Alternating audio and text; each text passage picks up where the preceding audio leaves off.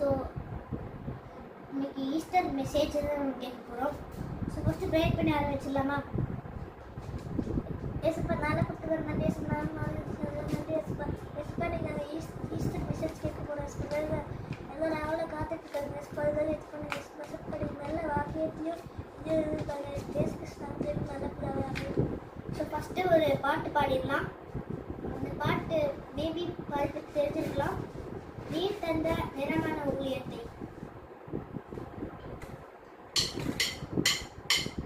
நீர் தந்த நிறமான ஊழியத்தை உம்மைப் போல தியாகத்தோடு நிறைவேற்றுவேன். நீர் தந்த நிறமான ஊழியத்தை உம்மைப் போல தியாகத்தோடு நிறைவேற்றுவேன். இயேசுவே என்னை அர்ப்பணித்தேன், உம் விருப்பத்தை நிறைவேற்றுவேன்.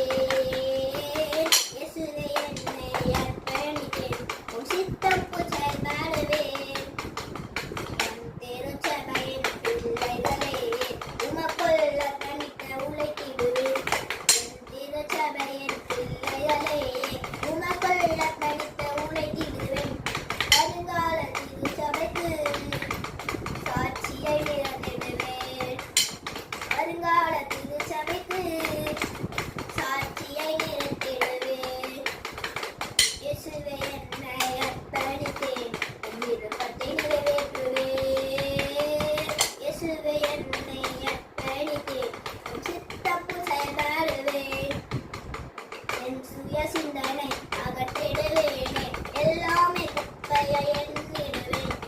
என் சுய சிந்தனை அகற்றிடுவேனே, எல்லாமே குப்பையை எண்ணிடுவேன். லாபத்தை நஷ்டமை எண்ணி சீடரை வாழ்ந்திடுவேன்.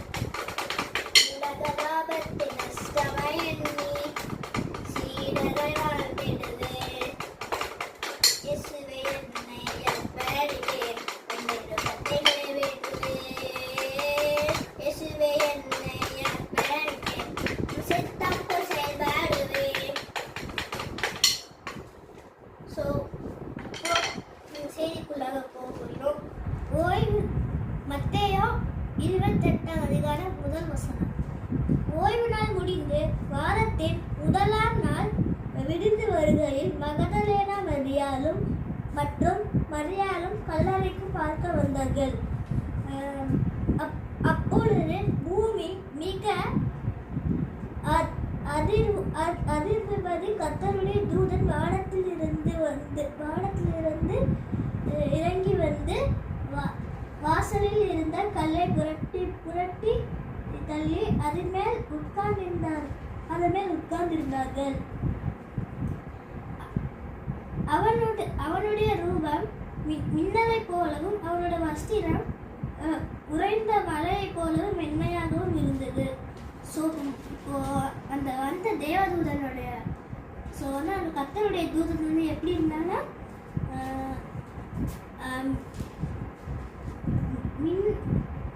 அவனுடைய ரூபம் மின்னலை போலவும், மின்னல் எவ்வளோ பிரைட்டாக இருக்கும், கண்ணால் பார்க்க முடியுமா? யாராலும் கண்ணால் மின்னலை பார்க்கவே முடியாது.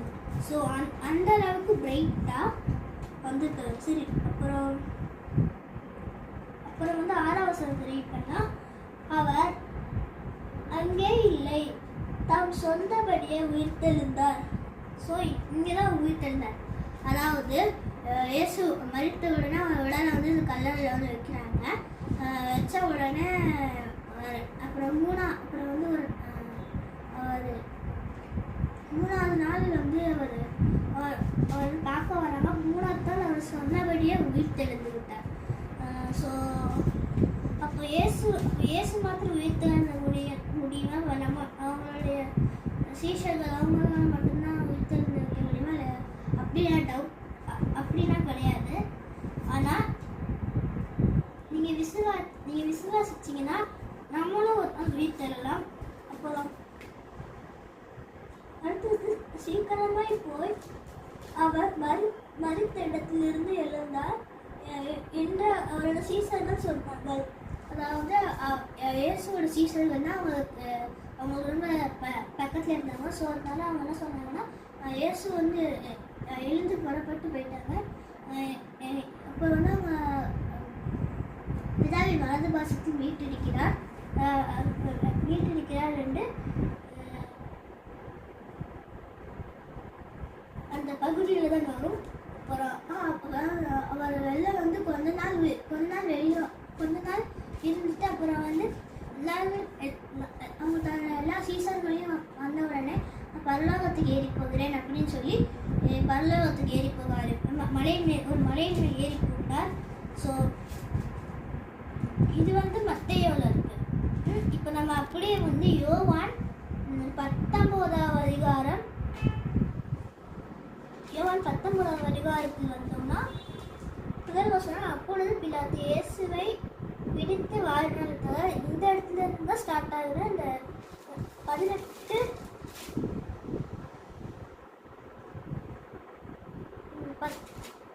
அதிகாரத்துல இருந்து அந்த குருத்தொழி ஞாயிறு இதெல்லாம் வருது.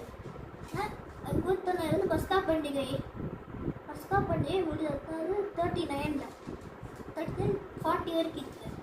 அப்புறம் 40 சொன்னோம்னா, அப்பொழுது அவர்கள் எல்லாரும்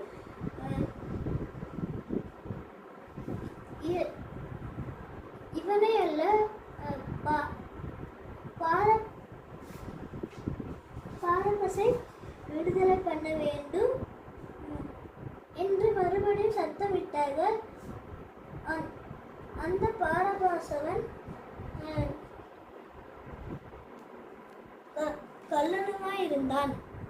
ஸோ அப்போதான் வந்து பிலாத்துடைய இதில் வந்து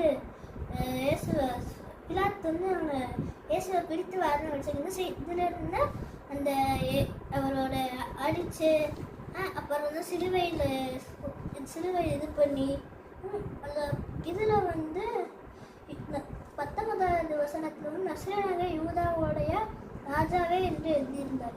அப்போ வந்து இப்படி எழுதின உடனே அவங்க இருந்தாங்க சுற்றி கிண்டல் பண்ணிட்டு இருந்தாங்க, யூதர் ராஜு வாழ்கன்னு.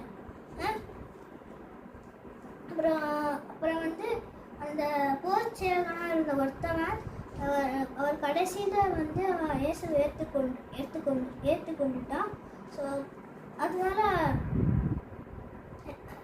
ஆண்டவரே நீ மன்னியும்னு அவரோட வார்த்தை சொல்லிட்டு முதல் வார்த்தை சொல்லி முடிச்ச உடனே அவன் கேட்பான். அப்போ அதாவது 30ஆம் வசனத்தை பாருங்க. இயேசு கடையை வாங்கின பின்பு முடிந்தது என்று சொன்னார். தலையை சாய்ந்து ஆவியை ஒப்பு கொடுத்தார்.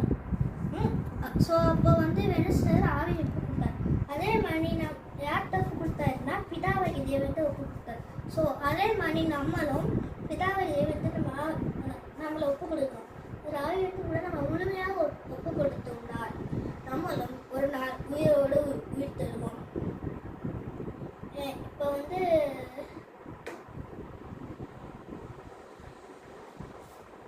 ஆவிலும் ஓர்ச்செய்துன்னு அப்புறம் 34ஆம் வசனத்தில் பாருங்க. ஒரு ஆவை வாக்கு கொடுத்தோன்னா ஆவிலும் போர்ச்செய்தவரின் ஒருவன் ஈட்டியினை அவரோட வயிற்றில் குத்தினார். உடனே ரத்தமும் தண்ணீரும் புறப்பட்டது.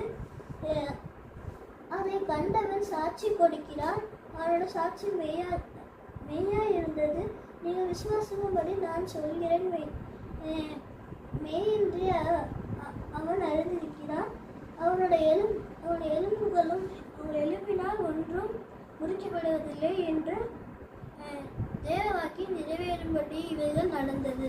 அதாவது என்னன்னா, இப்போ வந்து திடீர்னு யாருக்காச்சும் ஆக்சிடென்ட் ஆயிடுச்சு அப்படின்னா இங்கே வருத்தப்பட தேவையே இல்லை. அதாவது என்று தேவ வாக்கியம் அதாவது ஆண்டவர் சொல்லிட்டாருன்னா நம்மளை பூமிக்கு வரக்கு முன்னாடி இந்த மாதிரி தான் அப்படின்னு சொல்லி இந்த மாதிரி நடக்கும். அப்போ வந்து அப்படி முன்னாடி நடக்க போகிறத பின்னாடியே தெரிஞ்சு வச்சுருக்க தேவை.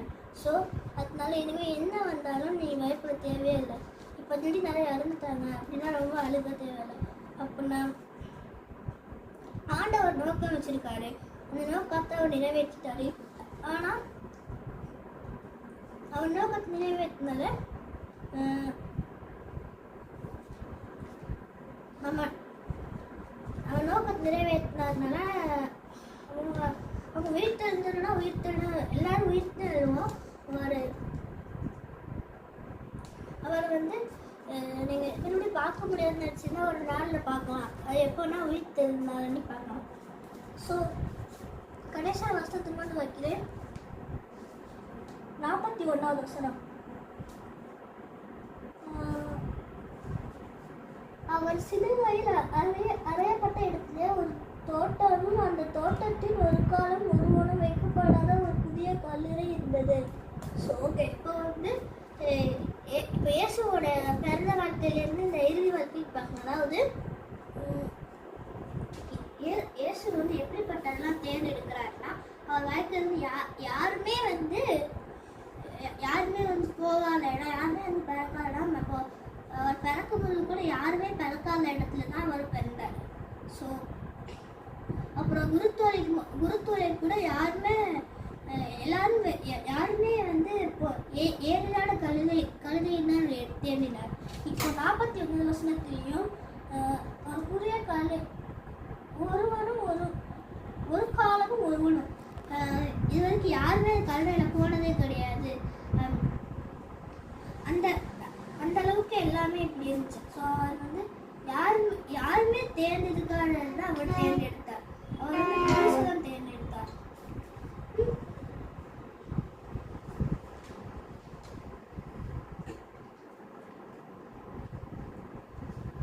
அவரை ஆதிகாலத்து கல்லறையில் எப்படி இருக்கும்னா இது இருக்கா, இப்படிதான் இருக்கும். நீங்க தான் பெரிய ராக் மாதிரி இருக்கும், இப்படி இந்த குகை மாதிரி தான் இருக்கும். அதில் உள்ள போய் வச்சிருவாங்க, மூடிடுவாங்க. அதெல்லாம் சொல்கிறேன். இப்போ நீங்கள் கூட ஜெருசலேம்லாம் அப்படி பார்த்தீங்கன்னா ஒரு கல்லறை இருக்கும். அதில் வந்து ஒரு தோட்டம் தான் இருக்கும். அவருடைய அந்த சிலுவை வந்து ஒரு மலையில் இருக்கும். அது வந்து கொஞ்சம் தூரம் தள்ளி தான் இந்த இடம் இருக்கும். நீங்கள் வந்து ஜெருசலேம் அங்கெல்லாம் போனீங்கன்னா பார்க்கலாம். ஸோ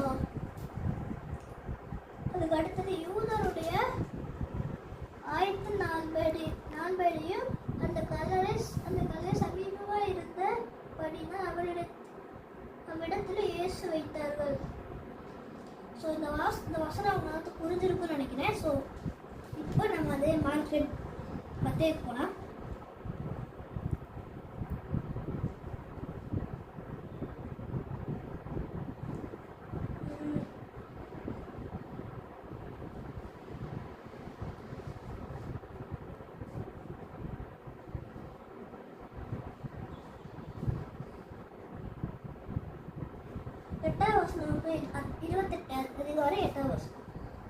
அவர்கள் பயத்தோட மகா சந்தோஷத்தோடும் கல்லறை விட்டு சீக்கிரமே புறப்பட்டு அவரோட சீஷர்களுக்கு அறிவிக்க ஓடினார்கள்.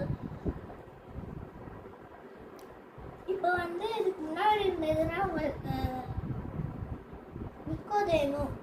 நிக்கோதேமியும் நாங்கள் தெரிஞ்சிருக்கோம் தெரியல. ஸோ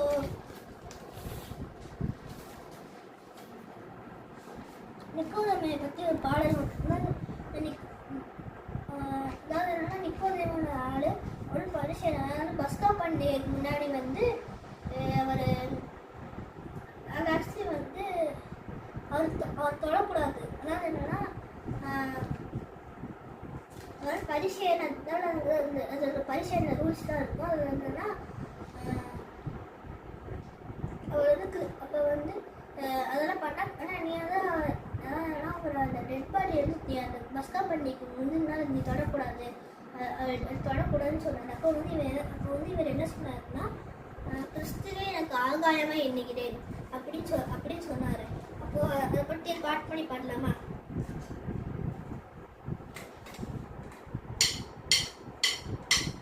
மிட் நைட்டில் இயேசுவை மீட் பண்ண நிக்கோதேமு வந்தாரு. இயேசுவோடு பேசினார். மிட் நைட்டில் இயேசுவை மீட் பண்ண நிக்கோதேமு வந்தாரு. இயேசுவோடு பேசினார். டவுட் எல்லாம் கேட்டாரு. இயேசுவுக்கு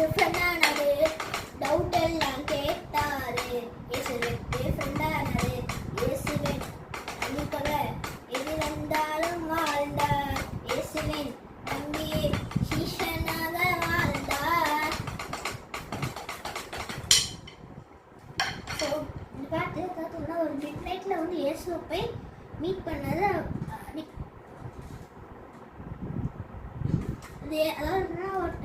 பரலவன் எப்படி போறாங்கன்னு நமக்கு நிறைய டவுட்லாம் இருக்கும். அதே டவுட்டை ஏசு கிட்ட கேட்டாரு. ஏசோட ஃப்ரெண்டும் ஆயிட்டாரு. ஸோ அதனால தான் இயேசுவின் அன்புக்கு அதாவது ஒரு வாழ்க்கையில் பாருங்க, இயேசுவின் அன்பை பிடிச்சதுனால அந்த பதிசன் சொல்லும் போது கிறிஸ்துவே ஆகாம எண்ணிக்கிறேன்னு சொல்லி இயேசுமே சீஷனாக வாழ்ந்துட்டு இருக்கா. ஸோ அதான் இங்கே இருக்கும்.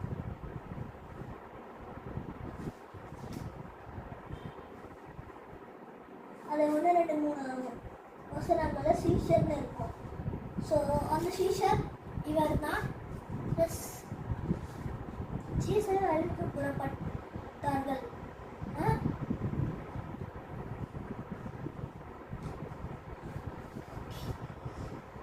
ஸோ இப்போ மத்தையோட கடைசி அதிகாரத்துக்கு அப்புறம் போனீங்கன்னா வந்து அதாவது உயிர்த்தெழுவோம். சரி, உயிர்த்தெழுநாள் எப்போ இருக்கு அப்படின்னு கேட்டால் உங்களுக்கு டவுட் சொல்கிறேன்.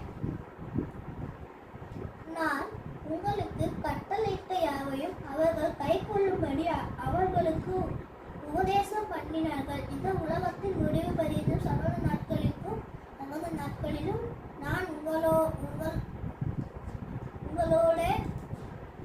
கூட இருக்கிறேன் என்றார். ஆமை. ஸோ அப்போனா அவர் கட்டளையிட்டபடி அவங்க நடக்கும். அப்போ வந்து அதுக்குள்ள ஒரு வசனத்தை கொண்டு வர பார்க்குறேன். வெளிப்பாட்டு விசேஷம் 21வது அதிகாரம் 1 வசனம். பின்பு நான் புதிய வானத்தையும் புதிய பூமியும் கண்டேன். முந்திர வானம் முந்திர பூமி ஒளிந்து போயிற்று, சமுத்திரமும் இல்லாமல் போயிற்று. ஸோ நம்ம எல்லாரும் திருப்பி ஒரு புதிய வானமும் புதிய பூமியும் காண போகிறோம். இந்த பூமி வந்து அழிய போகுது. சமுத்திரம் இந்த இடமே இடம் இல்லாமல் போயிடுச்சு. இப்போ வந்து இங்கே ஒரு எத்து இருக்கா, இப்போ அதே மாதிரி இன்னொரு திருப்பி உருவாக போகுது. இப்போ வந்து ஆண்டவர் அக்னியில் போகிற வருது தெரியும். ஸோ அப்புறம் அந்த அக்னி வந்து எங்கே இருக்குன்னு கேட்டிங்கன்னா, ஃபார் எக்ஸாம்பிள் நமக்கு தெரிஞ்ச சூரியன் இருக்குல்ல, சூரியன் எல்லோ சூடாக இருக்கும்.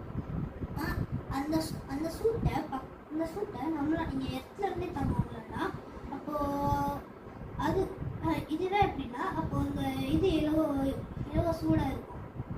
ஓகே. ஸோ அவளுடைய நியாய தீர்ப்பு அதெல்லாம் வந்து வெளிப்படுத்த விசேஷத்தில் கடைசி அதிகாரங்களில் இருக்குது. ஆனால் இப்போ ஃபஸ்ட்டு இப்போ வந்து பைபிள்னா இந்த கனெக்ஷன் மாதிரி தான் இருக்குது. இப்போ வந்து ஒரு வருஷம் இன்னொரு இடத்துல இருக்குது, இன்னொரு இருக்கும். இப்போ நம்ம ரீட் பண்ண வசனத்தையே இப்போ வந்து தினம் ரீட் பண்ணோம். புதிய ஏற்பாடா அதே இப்போ வந்து அது அப்படியே பழைய ஏற்பாட்டில் எடுத்து 60 அதிகாரம் 17வது வசனம்.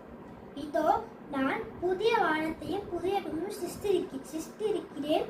முந்தினவைகள் இனி நினைக்கப்படுவதும் இல்லை, மனதிலே தோன்றுவதும் இல்லை. ஸோ இந்த 2 வசனத்துக்கும் ஒரே வசனம் தான்.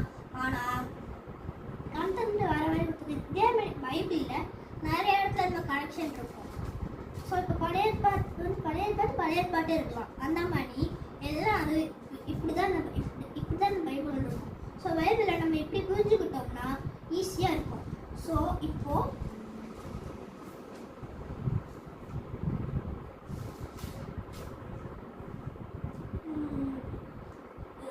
வந்து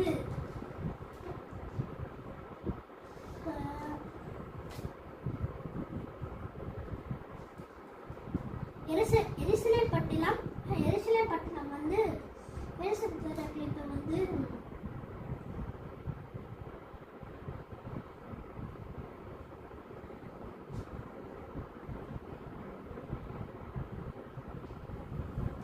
பைபிள்லாம் படிக்கிற கொல்கத்தா கல்லறை. சரி, இப்போ இந்த கொல்கத்தா கல்லறை எங்கே இருக்குது அப்படின்னா தெரியாது. ஸோ எது பக்கத்தில் இருக்கலாம் தெரியாது. ஸோ அப்படின்னா பைபிள் அது கடைசி மேப்பில் எருசலேம் பட்டணம், அதாவது கடைசி பேஜுக்கு இந்த பேஜை விட்டுருங்க, கடைசி பேஜை விட்டுருங்க. அதுக்கு இந்த பேஜ், இந்த பைபிளில் வந்து எருசலேம் பட்டணம் இருக்கும். ஸோ அதில் வந்து பாருங்க, பெஸ்தா குளம் அங்கே இருக்கா இந்த கார்னரில். இப்போ இதான் மேப்னா இங்கே இடத்துல இருக்கும் பெஸ்தா குளம். சாரி, இப்போ இதான் மேப்னா இங்கே இருக்கும் பெஸ்தா குளம். இது பக்கத்து எரியோசாலை இருக்கா, அது அப்படியே கீழே போயிட்டே இருங்க. சாலமன் மண்டபம் வருதா, அங்கே இருந்து சாலமன் மண்டபத்துல இருந்து நேராக கீழே வந்தால் தாவீது பட்டணம்.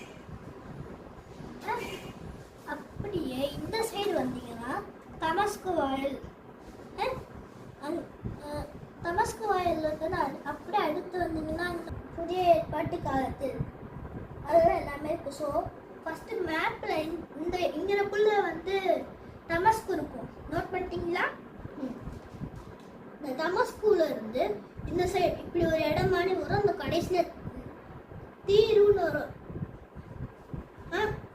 அது அந்த தீரு இருக்கா, இப்போ இந்த தீருவில் இருந்து அப்படியே ஆப்போசிட் இந்த தமஸ்கு இங்கே இருக்குன்னா அங்கே நேராக கிராசிங் இருக்குல்ல,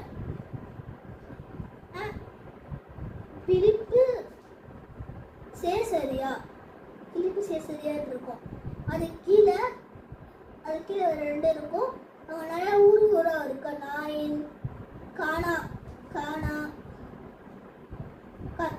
கப்பர் நகருக்கு கீழே கலிலேய கடல் இருக்கா, இந்த குட்டியாசம் இருக்குல்ல, அதான் கலிலேய கடல். அங்கே தான் ஏசு முடிவு சொன்னாங்க. அப்போது அங்கே இருந்து ரொம்ப தூரம் தள்ளி தான் எருசலேம் இருக்கு. ஸோ அப்படியே வந்துட்டே இருங்க.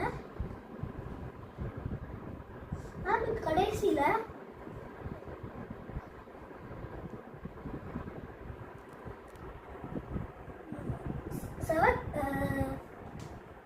செவக்கடல் டெட்சி இருக்கா.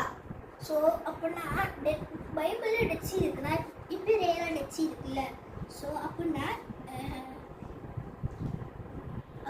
இந்த இடம் இன்னும் இருக்குன்னு தெரிஞ்சு வச்சுக்கோங்க. ஸோ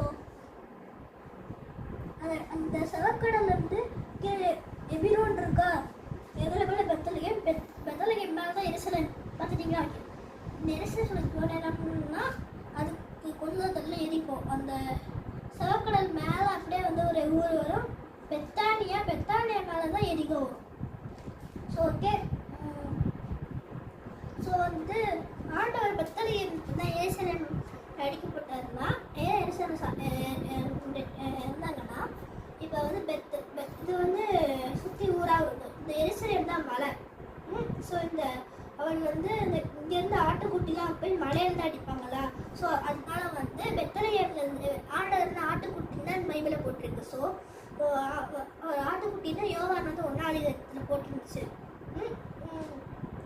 அப்போ பெத்தலகேம்ல இருந்த எருசலேம் மலை, இப்போ இங்கேருந்து ஆடுகள்லாம் மலையில் போய் அடிப்பாங்க. ஸோ அதனால தான் பெத்தலகேம் பெற்று எருசலேம் அடித்தாங்க. ஸோ இது வந்து பைபிள் ரெஃபரன்ஸ். ஸோ அதனால் முடிச்சுக்கலாம். தேங்க்யூ.